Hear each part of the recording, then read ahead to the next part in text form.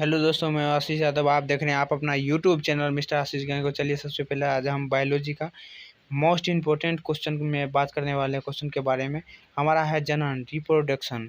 जनन क्या होती है, इसके बारे में ये एग्जाम में पूछता है क्वेश्चन। तो इस क्वेश्चन को देखने वाले हैं। तो चलिए, वीडियो शुरू करने से पहले हम एक बात आपको बता देना चाहता हूँ कि देखिए, आज बारिश भी हो रही है। हम बारिश में भी वीडियो बना रहे हैं। तो मेरे वीडियो को चलिए सबसे पहले जो है आप लाइक कर दीजिए, शेयर कर दीजिए, कमेंट कर दीजिए और सब्सक्राइब करना तो नहीं है भूलिएगा, ठीक है ना। चलिए वीडियो को शुरू करते हैं। हमारा पहला है जनन क्या है। जनन के बारे में जानना, जिसमें नर और मादा। जनन वह प्रक्रिया है जिसमें नर और मादा भाग लेते हैं, उसे हम जनन कहते हैं। बात समझ में आ गई। नर और मादा कहने का मतलब समझ में आ गया।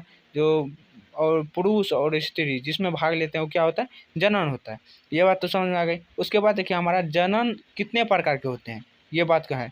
जनन कितने प्रकार के होते हैं, तो हमारा जनन 2 प्रकार के होते हैं। कौन कौन? पहला है अलैंगिक जनन, दूसरा है लैंगिक जनन।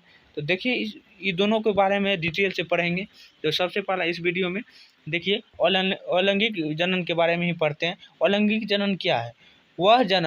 अलैंगिक जनन क्या है? वह जनन जिसमें सिर्फ एक जनक की आवश्यकता होती है, उसे अलैंगिक जनन कहते हैं। मतलब कहने का मतलब ये हुआ कि एक ही जनक का, चाहे माता या पिता, चाहे कोई एक का जो आवश्यकता होगा उसे क्या कहेंगे, अलैंगिक जनन। ये तो समझ में आ गया। उसके बाद देखिए, स्टार मार्क लिखिए।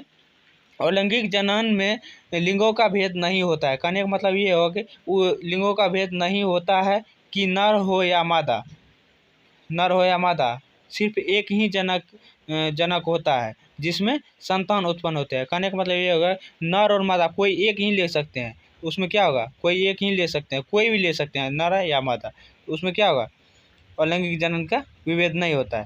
तो ये इस देखिए, इस प्रकार के जनक को अलैंगिक जनन कहते हैं। ये बात तो समझ में आ गया आप लोगों को। क्या है अलैंगिक जनन में? जो लिंगों का भेद नहीं होता है। कहने का मतलब ये होगा, जो आप नर भी ले सकते हैं और मादा भी ले सकते हैं, कोई भी ले सकते हैं, तो इसमें कोई त्रुटि नहीं है। ये बात समझ में आ गई आपको। उसके बाद देखिए, हमारा क्या है अलैंगिक जनन की मुख्य बात तो यह है कि इसमें जो संतान उत्पन्न होता है, अलैंगिक जनन का बात कर रहे हैं। अलैंगिक जनन की मुख्यतः बात यह है कि इनमें इससे जो संतान उत्पन्न होता है हूबहू अपने जनक के समान होते हैं।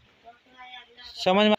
देखिए, इसमें क्या होता है, अलैंगिक जनन की मुख्यतः बात तो यह है कि जो अपने संतान उत्पन्न होते हैं, मतलब इससे जो संतान उत्पन्न होता है वो अपने जनक की जैसे ही होता है। मतलब कहने का ये हुआ, जब बाप जैसा नहीं होगा बेटा भी वैसा नहीं होगा, माँ जैसी होगी पुत्री भी वैसा नहीं होगी। तो ये बात तो आप लोगों को समझ में आ गया।